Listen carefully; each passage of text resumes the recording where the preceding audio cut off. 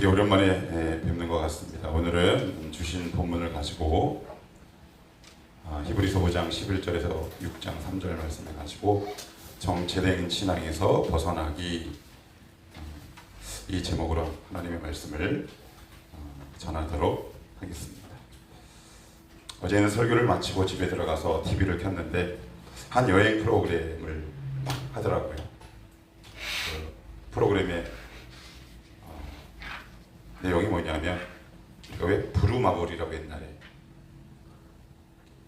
주사 돌려서 어느 도시 시드니 뭐 호텔 세울래 뭐 그런 것들 있잖아요. 그 컨셉으로 진행되는 여행 프로그램인데 되게 저에게 깊이 각인된 한 장면이 있었는데, 그리스의 한 성이었어요. 아름다운 길, 그리고 푸른 하늘, 그리고 저쪽은 푸른 바다. 그래서 그 본방이 끝나고 바로 재방을 하는데 그 부분만 제가 다시 한번 이렇게 봤어요. 행복한 순간이죠. 누구나 다. 혹시 여러분들은 이런 장면을 혹시 상상해 본 적 있으십니까? 이제 내일 연휴 월요일인데 우리 집에서 식구들과 차를 탁 몰고, 그래 우리 어디 놀러 가자. 고속도로를 이렇게 탁 나섭니다.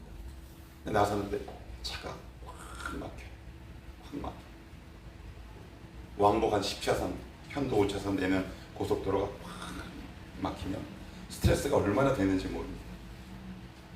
때로는 화장실도 가야 되고, 그렇다고 길가에 생리적인 현상을 해결할 수도 없고.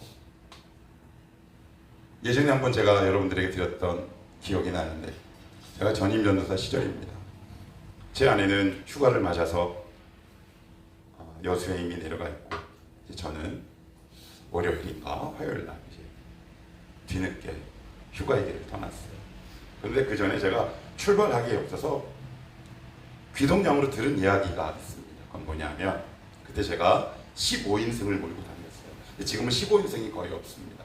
우리가 보통 봉고라고 하는 승합차, 요즘은 다시 11인승이 거의 맥시멈, 스타렉스 같은 경우는 12인승까지가 최대 수용 인원인데, 벌써 한 16년, 7년 전만 하더라도 교회 대부분의 승합차는 15인승이었어요.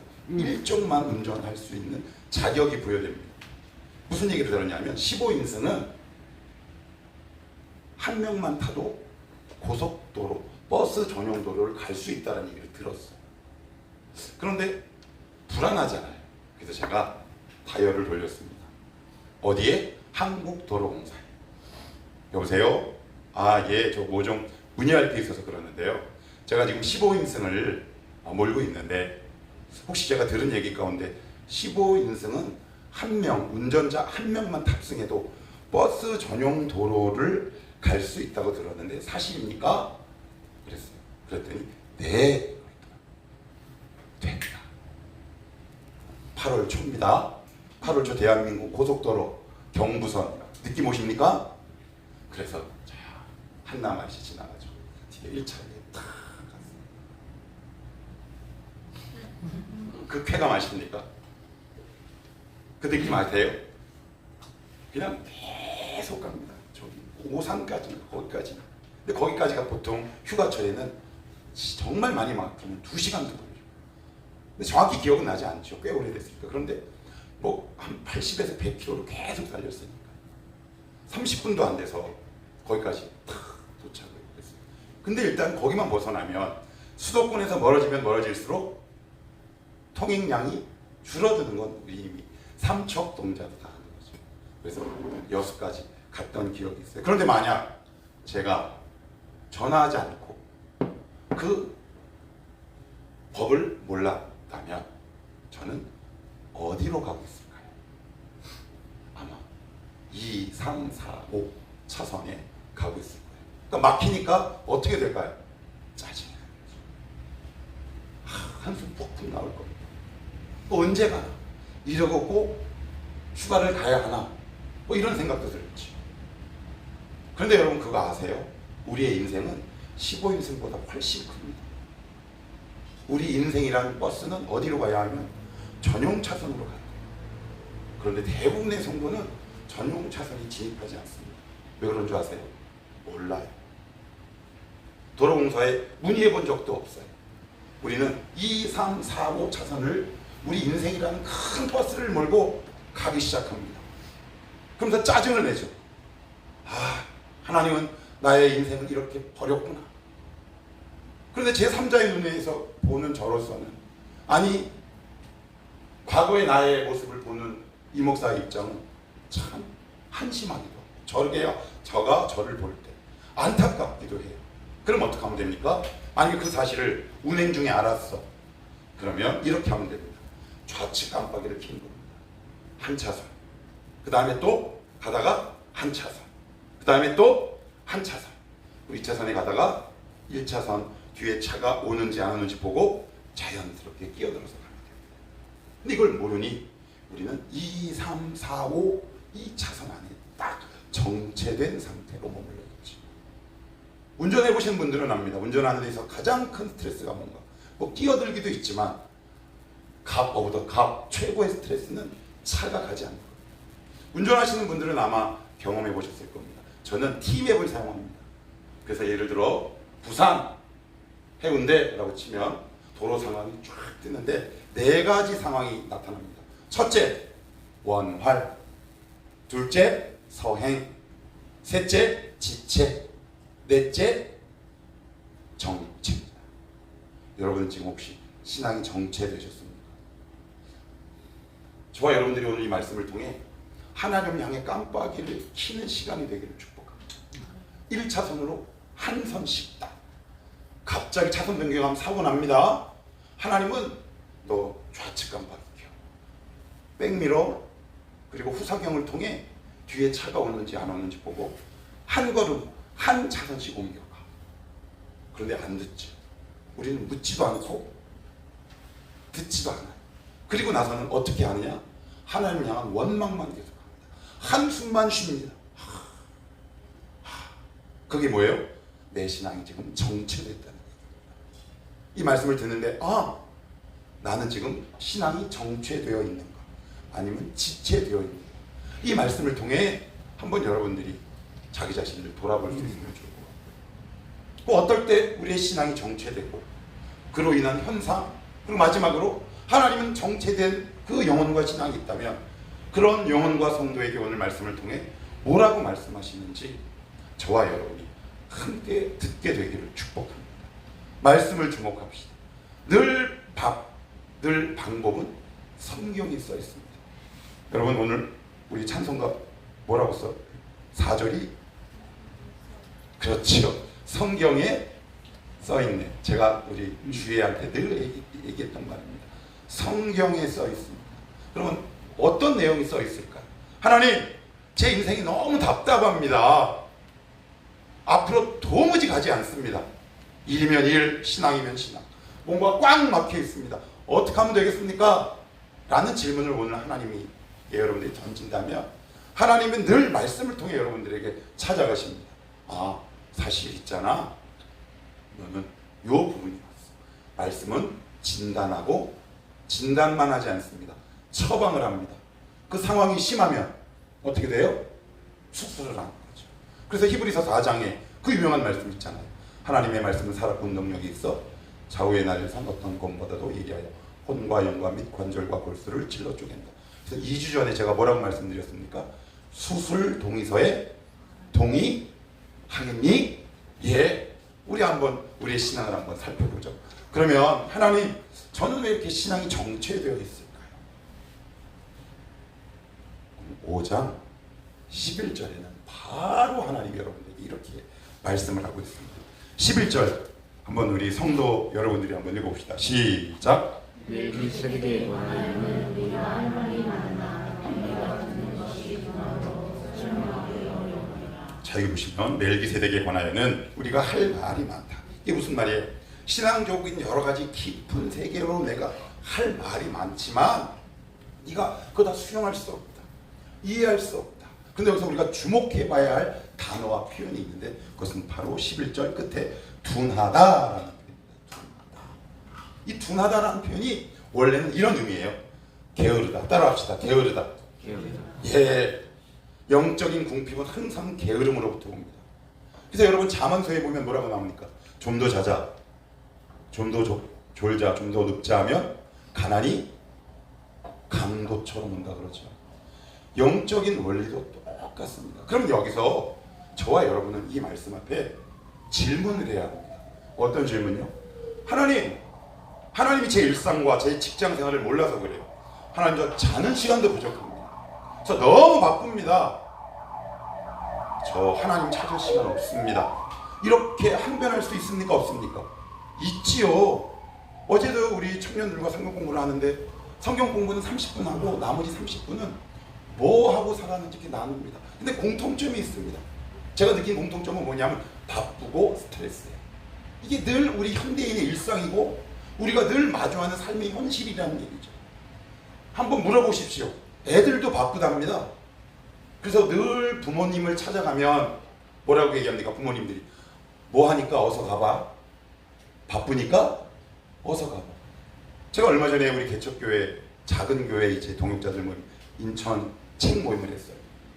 근데 제가 이거 얘기를 하다가 보니까 목사들 입에 늘 붙어 다니는 말이 뭐냐면 목사님 바쁘시죠?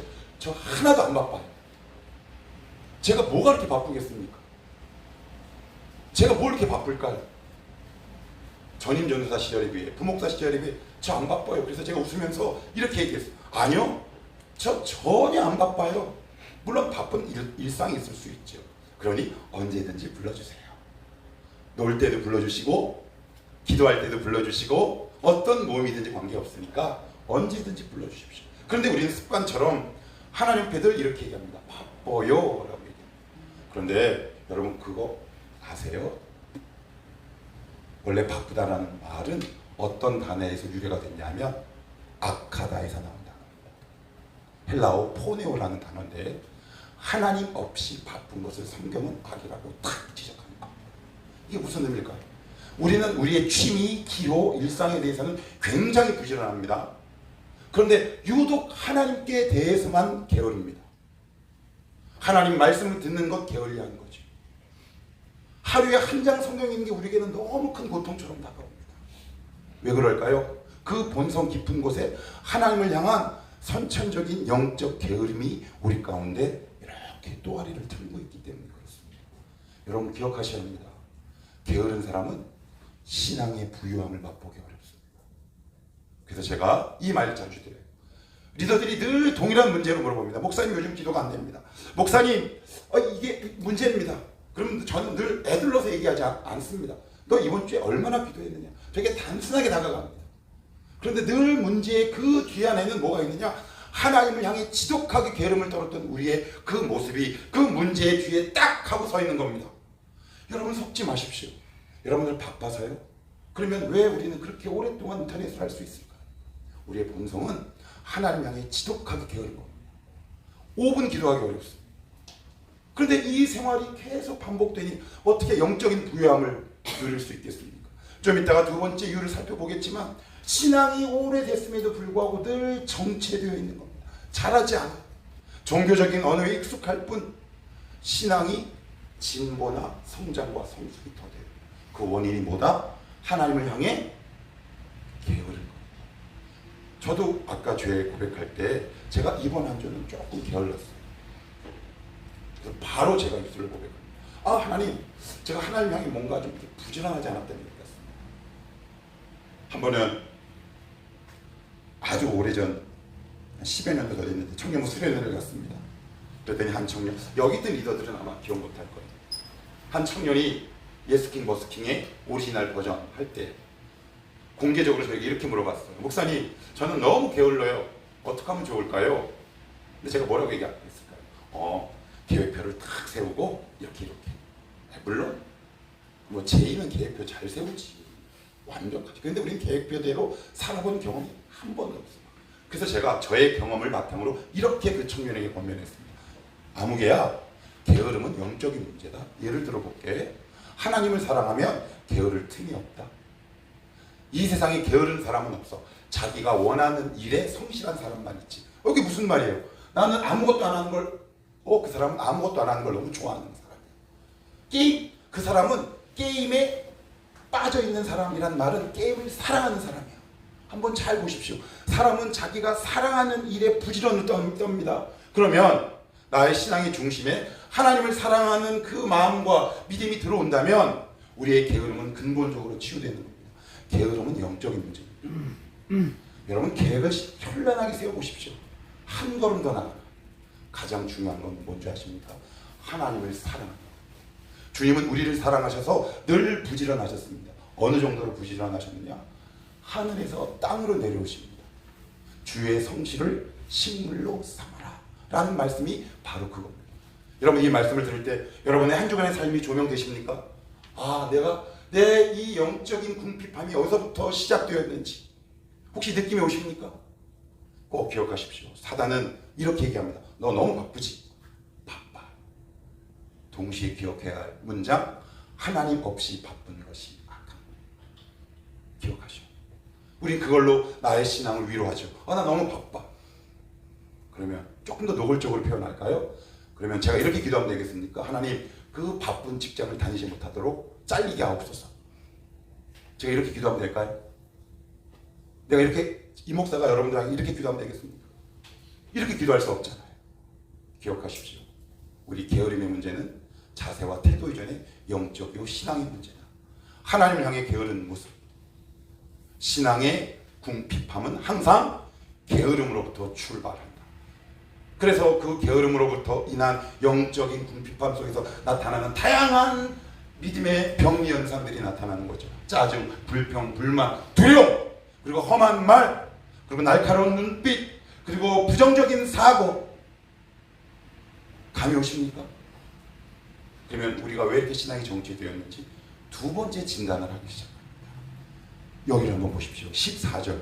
우리 성도 여러분들이 한번 읽어보시겠습니까? 시작.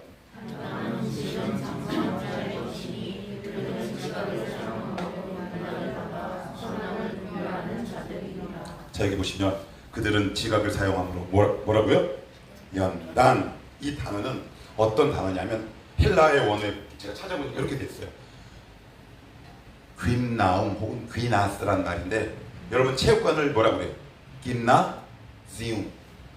이게 어떤 단어에서 유래했냐면 여러분 고대 그리스 벽화나 그림을 보시면 우통을 벗어 제낀 남성들이 한 운동장 안에서 열심히 운동하는 그림들이 있습니다. 그 그림에서 유래된 단어예요. 그렇다면 여기서 연단이라는 표현보다 더 적절한 표현은 뭐냐면 한번 따라합시다. 트레이닝, 훈련입니다. 훈련. 여러분 영적 궁핍이 왜 오는지 아십니까? 훈련되지 않을 때입니다. 예배에 대한 훈련이 되어 있지 않습니다. 기도에 대한 훈련이 되어 있지 않아요. 하나님 앞에 어떻게 헌금 드릴지에 대한 훈련이 되어 있지 않습니다. 제자훈련 한번 받았다고요? 제가 병진이에게 뭐라고 얘기한 줄 아십니까? 마칠 때 너 오해하지 마라. 1년 동안 훈련 받았다고 네가 무슨 천사가 될 줄 아느냐? 아마 심각한 나락으로 떨어질 것이다. 저는 늘 제자훈련생들에게 그 얘기합니다. 왜요? 1년의 시간으로는 그는 훈련될 만한 충분한 시간이 되어 있지 않기 때문에 그렇습니다. 여러분 지금 어떤 훈련이 되어 있으십니까? 예배 드리는 훈련, 말씀 읽는 훈련, 기도하는 훈련, 가장 기본적인 훈련이 되어 있으십니까? 이게 되어 있지 않으면 우리는 단단한 식물이란 말은 1차적인 의미로는 이런 뜻을 담고 있어요. 어렵고 심오한 진리. 그런데 더 귀한 뜻이 담겨져 있더라고요. 뭔지 아십니까? 단단한 식물과 음식은 어려운 상황을 얘기해요. 왜? 내 안에 말씀의 실력과 훈련되어 있지 않으니 단단하고 어려운 상황이 오면 늘 그 자리를 내빼고 도망가는 겁니다. 그러면 나는 왜 그 지점에서 늘 도망가기에 바빴을까? 오늘 그 원인을 성경은 정확하게 지적합니다. 너 훈련되지 않아서. 제가 최근에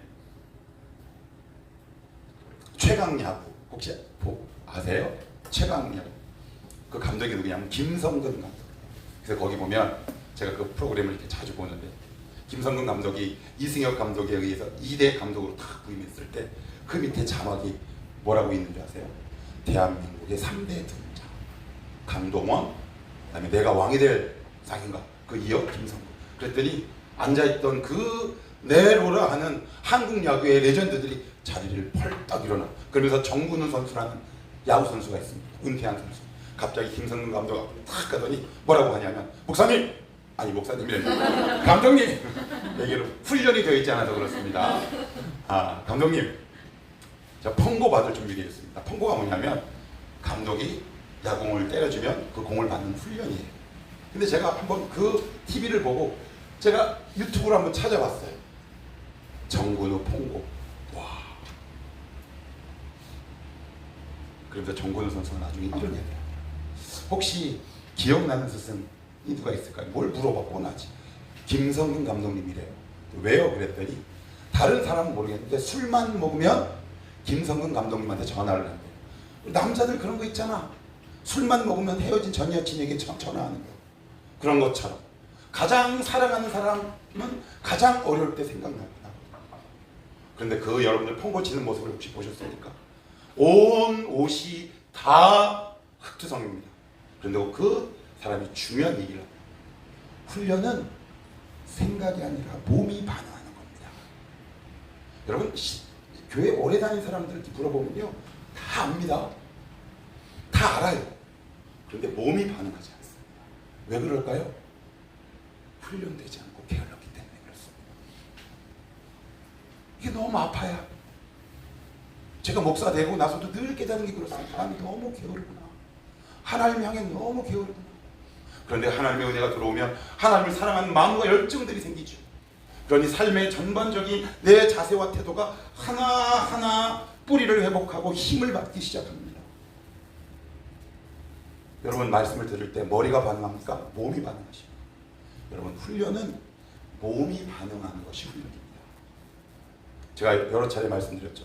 저 큐티가 정착되는데 몇 년 걸렸다고요? 3년 걸렸습니다. 큐티 하나 정착하게.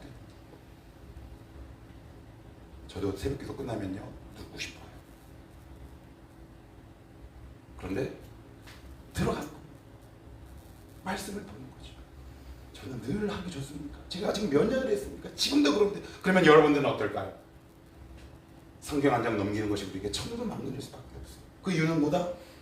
훈련이 안 되어 있으신 겁니다. 그러면 훈련받은 결과가 뭐냐? 이따가 따로 또 말씀드리겠지만 간단하게 점검하고 넘어갑시다. 우리 14절 연단을 받아 그 연단을 받아부터 다시 한번 이어서 읽어봅시다. 연단을 받아 시작. 연단을 받아 선악을 분별하는 자들이니라. 여기서 선악을 분별한다라는 말은 제가 영어 성경을 딱 찾아봤더니 영어 성경이 정확하게 번역을 했어요. 이렇게 되어 있더라고요. cut, C-U-T, cut. 헬라어 원어 사전을 찾아봤어요. 그랬더니 거기서 떼어내다, 자르다 이렇게 되어 있더라고요. 왜 우리 그런 거 있잖아요. 여러분 혹시 자유시장에 가면 저희가 자주 가는 정육점이 있거든요. 그러면 거기 앞다리살을 되게 싼 가격에 팔아. 대신에 조건이 있어. 비계를 떼어주지 않고 그냥 그 저울에 달아서 줍니다. 그러면 어떡하느냐? 제가 칼질에 서투르니까 목장갑을 깨끗한 걸 끼고 칼을 싹싹 갈아서 지방을 떼어냅니다. 근데 그걸 그대로 먹으면 어떻게 돼요? 안 되죠. 쓸데없는 지방은 제거해야죠.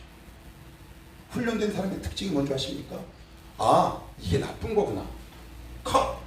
아, 이거 사단의 유혹이네. 컷. 그런데 선과 악이 뒤섞여 있어요.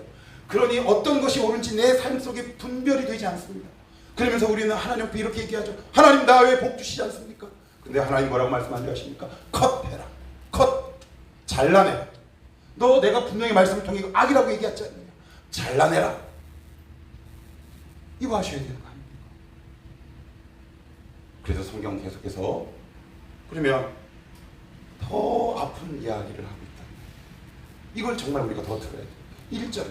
1절. 자, 시작. 그러므로 우리가 그리스도의 도의 초벌을 버리고 죽은 행실을 회개함과 하나님께 대한 신앙과 이게 무슨 얘기냐? 죽은 행실을 회개한다라는 말이 뭘까요? 죽은 행실을 회개한다. 좀 어렵죠? 저도 예전에 이게 되게 어려웠어요. 그러니까 저도 이제 주석과 여러 가지 책의 힘을 빌릴 수밖에 없죠. 그래서 찾아봤어요. 하나하나 책도 찾아보고 주석도 찾아봤더니 이야 이게 무슨 뜻이냐면 이런 뜻이에요. 똑같은 죄를 평생 반복하다라는 뜻이에요. 늘 똑같아요. 한결같아요. 이번 주에 이 죄를 고백했으면 그 다음 주도. 근데 이것이 수십 년간 반복되는 거예요. 그 얘기는 결국 뭐예요? 신앙이 정체된 겁니다. 정체됐다라고. 이거 너무 슬픈 사건 아닙니까? 제가 혹시 몇 달 전에, 2달 전에 이 제목으로 여러분들에게 말씀을 전한 적이 있습니다. 생장점 혹은 성장판. 사단은 여러분들을 그 문제에 빠지게 해서 동일하게 실패하게 합니다. 그래서 늘 그 자리를 돌아오게 하죠. 그런데 참 두렵고 떨리는 말씀이 무슨 말씀인지 압니까? 그 다음에 이렇게 표현합니다. 하나님께 대한 뭐라고요? 신앙. 이게 지금 초보적인 신앙인데 이게 무슨 말이냐면 이런 겁니다. 하나님은 살아계셔. 하나님 나 책임지실 거야? 라는 말만 하는 겁니다. 여러분 이 말에 얼마나 많은 성도들과 교우들이 속는 줄 아십니까? 너무너무 안타깝습니다. 하나님이 해결하실 거야. 그런데 그 마음에는 심각한 마약적이고 종교적인 위험이 담겨져 있는 겁니다. 이렇게라도 말해야 내가 불안함이 사라지는 거죠. 근데 사실은 너무 두렵습니다. 나는 너무 두려워요. 말은 그렇게 해야지 자위가 되는 겁니다. 그게 마약이지 복음이겠습니까? 아, 잘 될 거야. 여러분 이 말에 속으시면 안 됩니다. 수십 년 동안 이 말을 반복하는 겁니다. 똑같은 죄를 계속 반복해서 하나님 A라는 죄, 그 다음 주도 A라는 죄. 근데 이것이 진전이나 성장이나 성숙되는 것이 아니라 그 오랜 기간, 히브리서가 쓰여진 기간은 학자마다 차이가 있지만 AD 70년. 예수님이 몇 년에 승천하셨습니까? AD 30년경에. 그렇다면 이 여기 대상자들은 최소한 30년에서 40년 전 정도 된 고인물입니다. 청년들 용어로. 그런데 한 걸음 더 나아가지 못했답니다. 그거 너무 슬픈 사건 아닙니까? 지금 한국교회, 아니 혹시 우리 교회 교인들 가운데 있지 않겠습니까? 여러분 고인물이십니다. 하나님 살아계셔. 근데 마음은 너무 두렵습니다. 이렇게라도 하지 않으면 나는 위로받을 이거 없어. 너무너무 안타깝죠. 그럼 어떡합니까? 그럼 어떡하면 좋겠습니까? 제가 서두에서 말씀드렸던 것처럼 깜빡이를 1차선으로 자꾸 바꿔가는 작업을 해야죠. 버스는 원래 어디로 다녀야지 편해요? 1차. 여러분 왜 인생이 왜 이렇게 굉장히 힘들게 꼬인 줄 아십니까? 여러분 버스보다 더 큰 초대형 버스라는 인생인데 4차로에 늘 다니기 때문에 1차로 전용 차선을 타지 않습니다. 깜빡이를 하나님을 향해 조금씩 켜나가십시오. 하나님께 대한 신앙. 2절도 같이 한번 읽어볼까요? 시작. 세례들과 안수와 죽은 자의 부활과 영원한 심판에 관한 교훈의 터를 어떻게 해요? 다시 닦지 말라. 이거 중요한 말입니다. 왜 이런 기초적인 이 단어와 교리들을 다시 얘기할까요? 까먹어서. 아니 그런 의미가 아니에요. 퇴보한 겁니다. 여러분 신앙은 정체는 엄밀한 의미에서는 없어요. 전진 아니면 퇴보입니다. 가만히 있으면 퇴보합니다. 예를 들어 볼게요. 물고기가 하류에서 상 위로 올라갈 때 가만히 있으면 어떻게 됩니까? 뒤로 하류로 다시 따내려갑니다. 지느러미를 이용해서 안간힘을 써는 겁니다. 그래야 1m 탁 올라갑니다. 그래서 난 아무것도 안 했어.